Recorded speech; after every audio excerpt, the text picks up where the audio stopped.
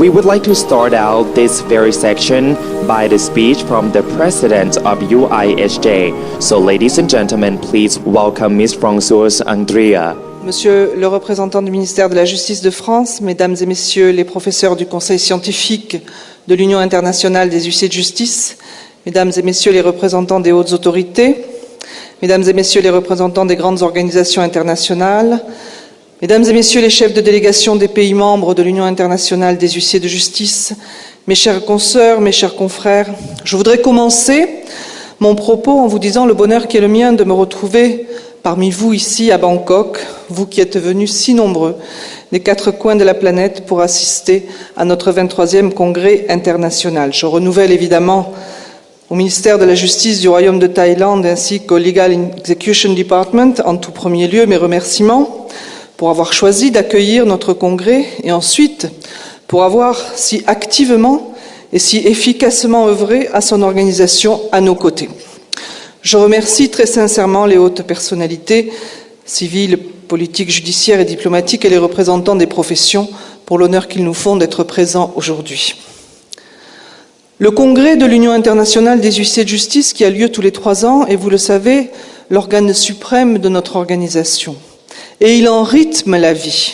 C'est dire l'importance de l'événement que nous allons vivre ensemble. Lors de notre dernier congrès à Madrid en 2015, vous m'avez fait l'honneur de m'élire à la tête de l'Union internationale des huissiers de justice. Je me souviens que dans mon discours d'investiture, je vous avais promis que nous forgerions ensemble les outils nécessaires à la mise en place, au maintien et à l'évolution de notre profession. Si le bureau que vous avez élu a travaillé sans relâche pour parvenir à la réalisation des objectifs fixés, c'est vous qui lui avez permis d'accomplir sa tâche. Votre fidélité, votre support, votre confiance nous ont transmis l'énergie nécessaire au développement de l'Union et par là même de notre profession. Les actions que nous avons menées s'inscrivent dans la continuité de celles entreprises par mes prédécesseurs, Jacques Isnard et Léon Etten. La présence dans cette salle des grandes organisations internationales en témoigne. Nous sommes depuis 2010 partenaires du Global Forum de la Banque mondiale dont le but est de générer des solutions juridiques innovantes pour répondre aux défis du développement. Nous y avons donc présenté le Code mondial de l'exécution qui répond parfaitement à cette préoccupation et chaque année nous participons à la semaine Droit, Justice et Développement. Cette année, nous avons accru notre participation en joignant la semaine Land and Poverty, où j'ai eu l'occasion de m'exprimer sur la blockchain appliquée au cadastre. Je salue la présence dans la salle de Madame Laurence Coste, qui représente la Banque mondiale et qui participera à nos travaux. Merci Madame. Nous collaborons étroitement avec la conférence de La Haye de droit international privé depuis de nombreuses années et je suis heureuse d'accueillir son secrétaire général, Christophe Bernasconi. Mon cher Christophe, merci d'être parmi nous pour nourrir nos réflexions. Merci aussi d'avoir bien voulu rappeler à Washington en novembre 2015, lors du 50e anniversaire de la Convention de La Haye du 15 novembre 1965 sur la signification des actes à l'étranger, que l'Union internationale est à l'origine de cette convention qui permet aux actes d'être transmis directement entre les huissiers de justice des pays signataires. Il en résulte, vous le savez, une signification extrêmement rapide. Si notre rôle a été actif dans la création, il l'est tout autant dans celui de sa diffusion. En effet, à ce jour, plus de 70 pays ont adhéré à la Convention et par conséquent, notre travail de propagation reste toujours d'actualité, nous ne l'oublions pas. Je vous rappelle d'ailleurs qu'en 2015, nous avons émis une recommandation adoptée par l'ensemble de nos membres sur la ratification ou l'adhésion à cette Convention. Donc, au-delà d'une collaboration, il s'agit pratiquement d'un partenariat. Je tiens à souligner que ce texte, d'ailleurs, est source d'inspiration sur le plan mondial, comme en témoigne le règlement 1393-2007 sur la signification des actes dans les États membres de l'Union européenne, dont certains pans entiers sont issus de la Convention de 1965. C'est dire l'influence de notre organisation en Europe. Nous travaillons depuis de nombreuses années avec les institutions européennes selon des modalités diverses, groupes de travail, consultation ou expertise. C'est pour cela d'ailleurs que nous avons, à la demande de nos membres, créé l'Union européenne des huissiers de justice, qui fonctionne désormais depuis 1 an et demi. C'est une branche interne de l'Union internationale, nourrie à la même sève et œuvrant conjointement. Elle devient l'interlocuteur privilégié et visible au niveau européen avec 23 pays membres. Nous organisons plusieurs fois par an ce que nous avons baptisé un bureau élargi avec les membres de l'Union internationale et de l'Union européenne des huissiers de justice. Ceci permet à ces deux unions de parler d'une même voix, en évitant tout affaiblissement lié à la dispersion et à la discordance. L'Union européenne des huissiers de justice est bien entendu à la disposition des institutions européennes. Nous avons au mois de janvier dernier présenté la première vague de nos ateliers Stobra à la direction justice civile, à savoir la saisie immobilière, la transparence patrimoniale et la signification. Je remercie ici tous ceux qui ont participé à ces travaux, puisqu'un travail unique et considérable a été réalisé. Le rapport de chacun de ces thèmes a donné lieu à une analyse et à des recommandations. Les 4 derniers Stobra, sur le constat européen, la formation, le recouvrement et e-justice, sont en cours d'achèvement. En Europe toujours, nous sommes membres fondateurs de l'ILI et nous avons parmi nous aujourd'hui Madame Vanessa Wilcox, qui est le secrétaire général de l'ILI. Merci de votre présence. L'ILI vise à améliorer la qualité du droit européen et nous sommes actuellement membres de 2 projets, l'un concernant les règles européennes en matière de procédure civile et l'autre concernant les biens immatériels. On ne peut évoquer l'Europe, la grande Europe, celle du Conseil de l'Europe, sans évoquer la CEPEJ. Et nous remercions son président, Georges Stawa, qui participera à nos travaux. Je ne vous parlerai pas des lignes directrices sur l'exécution, parce qu'elles doivent désormais être votre idéal, le rêve de perfection auquel tout système judiciaire devrait tendre. Mais en allant plus loin, la CEPEJ a décidé de renforcer l'efficacité de l'exécution, en s'appuyant sur un guide des meilleures pratiques dans le cadre de ces lignes directrices et dont la rédaction a été confiée à Guillaume Payan, qui est le directeur de la cellule juridique de l'Union internationale des huissiers de justice.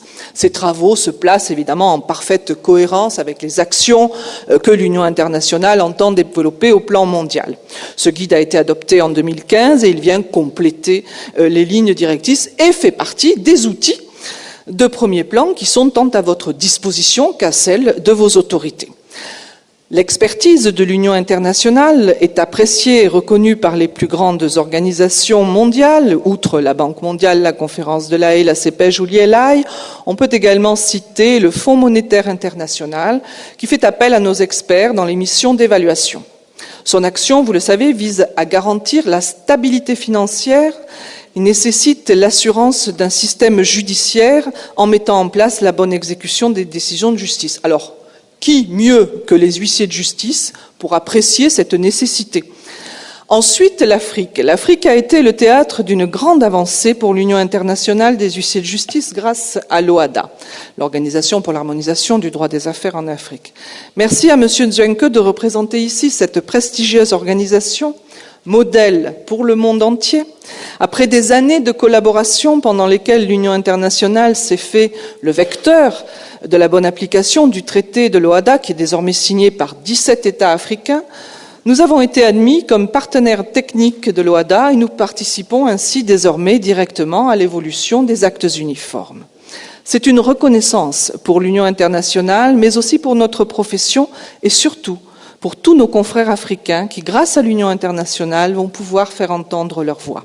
Nous sommes fiers de ce que seule notre Union pouvait réaliser, faire se rencontrer les huissiers de justice du continent africain tout entier, qui s'ignoraient alors que parfois ils étaient voisins.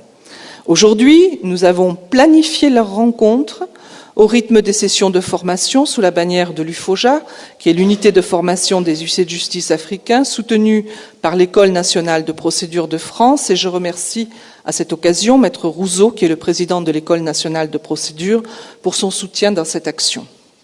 Nous allons désormais faire évoluer cette formation grâce à l'accord de coopération que nous allons signer avec l'ERSUMA, qui est l'école de formation de l'OHADA, et je remercie son directeur, monsieur le professeur Mbaye, d'être avec nous aujourd'hui. Je suis certaine que cet accord nous permettra de conjuguer nos réflexions scientifiques pour consolider le mariage du droit et de l'économie, dont l'OHADA est le plus illustre des enfants. Exemple pour le monde, l'OHADA doit être un modèle pour les autres pays africains et en particulier ceux de la partie australe. Le projet CADAT, créé pour réunir toutes les régions de l'Afrique afin d'harmoniser la formation professionnelle des huissiers de justice ainsi que la profession au niveau continental, doit nous permettre de penser cette harmonisation de la profession. L'Afrique tout entière et tous les huissiers de justice africains réunis dans l'Union internationale doivent bénéficier des avancées déjà existantes et se mobiliser. Nous sommes également présents auprès de l'UMOA, l'Union économique et monétaire de l'Afrique de l'Ouest, qui regroupe les pays ayant la même monnaie au sein de cette zone géographique de l'Afrique. Dans les relations économiques internationales, on peut citer également la CNUTSI, dont nous sommes membres observateurs, et participons aux séances de travail autant que faire se peut, dans la mesure où les sujets traités intéressent notre profession. Mais nous ne sommes pas arrêtés là. Nous avons poursuivi l'intégration des grandes organisations avec 4 nouvelles directions. Grâce au Legal Execution Department de Thaïlande et au dynamisme de sa directrice, Madame Ruanvade Suvanmonkol, nous rencontrons régulièrement les pays membres de l'ASEAN, l'Association des Nations de l'Asie du Sud-Est, et au fil des conférences, nous avons eu l'opportunité de leur faire découvrir notre organisation et ses outils, tels que notamment le Code mondial de l'exécution. Nous souhaitons, grâce notamment à ce congrès, établir une collaboration plus étroite avec l'ASEAN, qui, ayant fait du développement économique son premier objectif, a tout naturellement introduit le pilier justice dans le soutènement de sa structure parce que nous savons que l'institution judiciaire et ses acteurs, avec au premier rang les professionnels de l'exécution, sont indispensables à la bonne gouvernance économique. Nous avons noué également de nouvelles relations avec le Mercosur à Montevideo, en Uruguay, où nous avons présenté notre organisation et ses actions. Nous comptons nous appuyer sur cette organisation pour travailler à l'harmonisation de notre profession et de l'exécution dans cette zone. Dans le cadre de l'UIHJ Euromed, je vous rappelle que l'UIHJ Euromed est une branche de l'Union qui regroupe les pays membres du pourtour de la Méditerranée, plus le Portugal, basée sur l'idée du processus de Barcelone, et pour promouvoir notre profession dans le cadre des échanges économiques entre les pays de cette merveilleuse zone géographique qui est la mienne, bien sûr. Cette organisation a été créée d'ailleurs par la Chambre départementale des Bouches-du-Rhône en 2004, alors que j'en étais la présidente. Aujourd'hui, le processus de Barcelone a trouvé son expression dans une nouvelle organisation basée à Barcelone et qui s'appelle l'Union pour la Méditerranée. Et nous avons pu y présenter notre organisation. Nous souhaitons actuellement d'ailleurs collaborer avec cette organisation sur la base d'un projet de transmission des documents.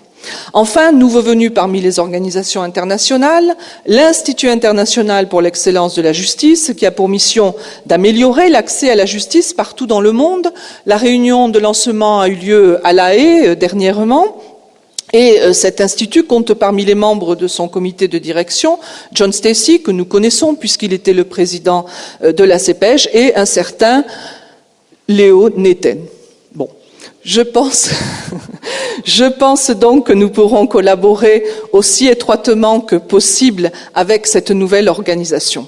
Si l'Union internationale des huissiers de justice a étendu son rayonnement auprès des organisations internationales, elle a également poursuivi son développement interne.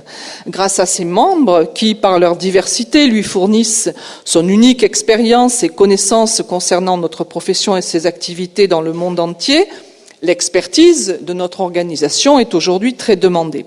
Le groupe d'experts qui est conduit par Eline Villipus sous la houlette de Jos Heuterhag a conduit de nombreuses missions auprès des gouvernements et des organismes internationaux qui vous seront détaillés plus tard dans le rapport d'activité. Nos experts sont formés, informés, expérimentés depuis de nombreuses années. Ils se sont professionnalisés. Et je tiens à remercier tous les experts pour leur disponibilité et surtout pour la qualité de leurs apports. Grâce à vos compétences, vous faites de l'Union internationale des huissiers de justice l'expert unique et incontournable en matière d'exécution des décisions de justice. Et puis, si tout le monde est d'accord, je voudrais décerner une petite mention spéciale à Jos Heuterhag qui vous a fourni un outil un outil incomparable avec le dernier Jurisunion sur le tarif.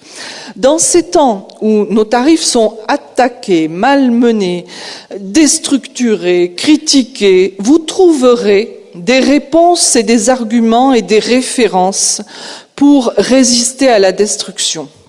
Depuis le Congrès de Madrid, la cellule juridique conduite par Guillaume Payan chapeaute l'ensemble des travaux de notre Union.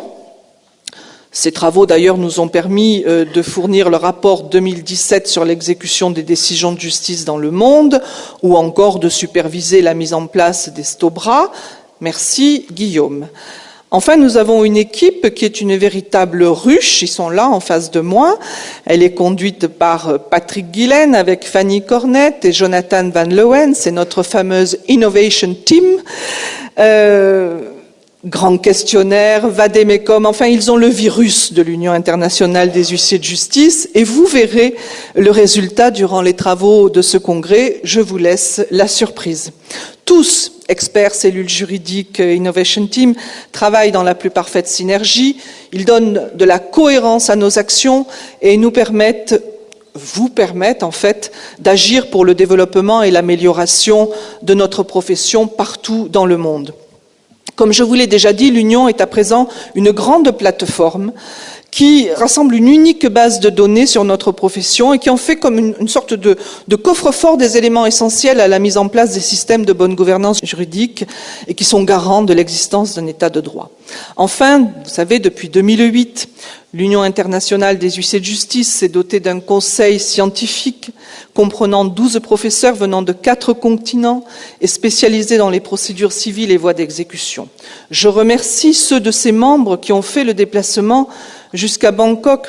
Ma chère Aïda, je sais que ton voyage ne se compte pas en heures pour être parmi nous, mais en jours. Pero cuando se quiera, no importa. Ils ont pour vous un nouvel outil, le guide des bonnes pratiques professionnelles, qui est la déclinaison du Code mondial de l'exécution et qui sera présenté pendant ces travaux. Cet outil s'intègre parfaitement au thème choisi pour les travaux de ce congrès, qui donc, je vous rappelle, est garantir une justice sécurisée et durable. L'huissier de justice, élément essentiel de la bonne gouvernance, Marc Schmitz, qui en est le rapporteur général, développera pour vous l'articulation de nos réflexions autour de ce thème. Dans le cadre de l'objectif d'harmonisation poursuivi par l'Union, il est apparu que l'élément commun à tous les professionnels de l'exécution dans le monde entier, c'est la garantie qu'ils apportent au système judiciaire et aux justiciables. Et ce congrès placera l'huissier de justice au cœur de la preuve. Aujourd'hui, 90 pays sont représentés au sein de notre organisation. Quel que soit le niveau d'évolution de notre profession dans tel ou tel pays, la preuve existe au niveau de nos activités et tout ce que nous faisons, signification, exécution, médiation, ainsi de suite, tout ce que nous faisons est preuve et garantie. Aujourd'hui, plus que jamais, l'harmonisation de la profession au niveau mondial apparaît comme inéluctable, tout comme apparaissent fondamentales la diversification de ses activités et sa transformation liée aux nouvelles données économiques, technologiques et sociales. C'est autour de ces axes que se dressent depuis plusieurs années déjà de nouvelles perspectives pour la profession d'huissier de justice au XXIe siècle. Face aux mutations que connaissent les systèmes économiques et juridiques, notre profession connaît dans le monde entier un nouvel essor et de profondes transformations qui invitent les pouvoirs publics à porter sur elle un nouveau regard pour qu'elle puisse à la fois mieux rendre les services que l'on attend d'elle, mais aussi se développer. Et depuis une décennie, nous sommes entrés dans une phase d'expansion et de transformation. Notre rôle traditionnel de régulation sociale s'est accru au cours de la dernière période. Plusieurs facteurs d'ordre sociologique et économique expliquent l'apparition de besoins nouveaux d'expertise, de conseils juridiques, qu'il s'agisse de n'importe quel sujet en matière familiale ou la sécurisation des transactions ou des remèdes ou des contrepoids qu'on peut apporter à la volatilité des cycles économiques. Il y a là une complexité inédite qu'il faut, sinon maîtriser, du moins réguler par le droit. Mais il y a aussi une complexité endogène à la sphère juridique qui découle de l'excessive, on va dire, production normative et de son inflation, qui sont des sources d'incertitude et d'entrave. Par conséquent, la contrepartie, c'est l'attente très forte de sécurité juridique. Nous cherchons à notre mesure à répondre à cette attente grâce aux garanties qu'apporte notre profession. Dans un contexte où le marché du droit est bousculé par les justiciables, les politiques et l'arrivée de nouveaux acteurs économiques sur le marché du droit, il est essentiel pour notre profession de se renouveler et d'innover. Nous devons réussir notre mue tout en préservant les atouts qui font notre force et qui assurent aux justiciables un service et une protection de qualité. Les développements futurs de notre profession s'inscrivent dans des mécaniques plus globales dans lesquelles l'économie, la politique, la philosophie se mêlent, parce qu'il s'agit de démontrer que l'esprit de justice est compatible et indispensable à l'émergence d'une profession conquérante et moderne au travers d'un statut et des activités et de l'intégration des nouvelles technologies. Les missions fondamentales dont nous avons la charge ont été consacrées au plus haut niveau des ordonnancements juridiques. Il apparaît donc essentiel de réaffirmer notre mission de service au service des citoyens et au-delà de l'intérêt général. Vous le savez, l'Union internationale des huissiers de justice a mis en place depuis plusieurs années un programme de pluridisciplinarité qui peut être appliqué à la profession d'huissier de justice autour du thème commun de l'exécution en déclinant et en regroupant d'autres disciplines transversales liées au tronc commun qui ne sont ni plus ni moins que le fameux point 34 des lignes directrices de la CEPEJ. Toutes ces activités ne sont pas antinomiques parce que leur dénominateur commun, c'est précisément le besoin de garantie et d'impartialité qu'elles réclament et que seul l'huissier de justice est à même de fournir de par son statut et sa formation. Ainsi, si l'on additionne les activités conjuguées des huissiers de justice des différents pays, on obtient un ensemble de fonctions propres à faire des huissiers de justice la grande profession de l'exécution. L'idée de la grande profession de l'exécution, elle est née lors du congrès d'Athènes en l'an 2000, et puis elle a été poursuivie puisqu'elle a fait l'objet du 4e vœu du congrès de Marseille, qui était créer la grande profession de l'exécution, rassemblant ainsi les activités liées au champ d'activité des huissiers de justice. Depuis, les lignes directrices de la CEPEJ et le Code mondial sont passés par là, bien évidemment, pour étayer cette idée. Le développement de notre profession passe par la mise en œuvre dans l'ensemble des pays membres de l'Union internationale des lignes directrices de la CEPEJ et des principes du Code mondial de l'exécution, qui sont deux outils d'harmonisation universelle au service des justiciables. Les huissiers de justice doivent être reconnus comme des professionnels tiers de confiance. La profession d'huissier, comme l'ensemble des professions du droit, s'apprête à connaître une transformation sans précédent.